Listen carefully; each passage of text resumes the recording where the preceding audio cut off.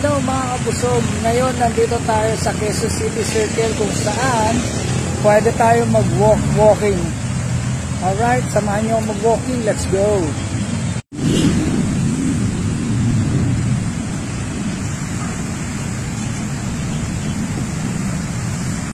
Ang kaganda sa pag-walk dito sa circle, hindi siya ganun kainit. Saka doon sa mga ayaw magpainit, dito, mas maganda dito. Mas maganda mag-walk dito ng kahit tanghaling tapat. Katulad yan, it's already 12:15. Kaya pwede. Enjoy kasi malilim naman. Okay lang yung init. Kaya sigurado mag-enjoy kayo.